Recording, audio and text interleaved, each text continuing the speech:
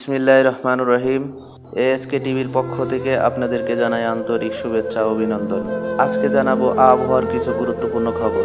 বইছে তাপপ্রবাহ, বৃষ্টি নিয়ে যা বলল আবহাওয়া অফিস। দেশের কয়েকটি জেলার উপর দিয়ে তাপপ্রবাহ বইছে, যা আরও কিছুদিন অব্যাহত থাকতে পারে বলে জানিয়েছে আবহাওয়া অধিদপ্তর। তবে এর পাশাপাশি দেশের কিছু কিছু জায়গায় বৃষ্টির পূর্বাভাস রয়েছে। আজ বৃহস্পতিবার সকালে আবহাওয়া অধিদপ্তরের দেওয়া পূর্বাভাসে এই তথ্য জানানো হয়েছে। আগামী 24 ঘন্টার পূর্বাভাসে বলা হয়েছে, চট্টগ্রাম, সিলেট বিভাগের দু এক জায়গায় অস্থায়ীভাবে দমকা ও ঝড়ো হাওয়া বয়ে যেতে পারে। দক্ষিণ পশ্চিম বঙ্গোপসাগরে থাকা লঘুচাপটি আজকের মধ্যে সুস্পষ্ট লঘুচাপে পরিণত হতে পারে বলে জানিয়েছে আবহাওয়াবিদরা। তারা বলেছে, শুক্রবার সকালের মধ্যে এটি নিম্নচাপে রূপ নিতে পারে বলে। দেশের অনন্য অস্থায়ীভাবে আংশিক মেঘলা আকাশসহ আবহাওয়ার প্রধান শুষ্ক থাকতে পারে।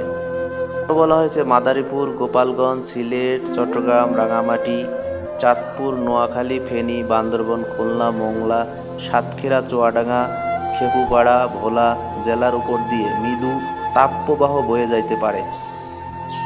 সারা দেশে তাপমাত্রা সামান্য বৃদ্ধি পেতে পারে। জলীয় বাষ্পের অধিক্যর কারণে অস্বস্তি বৃদ্ধি পেতে পারে।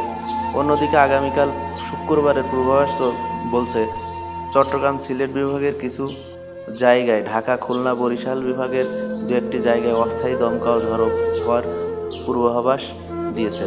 এছাড়া দেশের অনন্য অস্থায়ী আংশিক মেঘলা আকাশসহ আবহাওয়ার প্রধান শুষ্ক থাকতে পারে। শনিবার পূর্বাভাসেও জানানো হয়েছে, খুলনা, বরিশাল, চট্টগ্রাম বিভাগের অধিকাংশ জায়গায়, ঢাকা, ময়মনসিংহ, সিলেট বিভাগের অনেক জায়গায়, রংপুর, রাজশাহী বিভাগের দু একটি জায়গায় অস্থায়ী দমকা ঝড়ো হওয়ার সম্ভাবনা আছে। অস্থায়ী আংশিক মেঘলা আকাশ সহ আবহাওয়ার প্রধান শুষ্ক থাকতে পারে। তবে শনিবার সারা দেশে দিনের তাপমাত্রা সামান্য হ্রাস পেতে পারে। রাতের তাপমাত্রা প্রায় অপরিবর্তিত থাকতে পারে।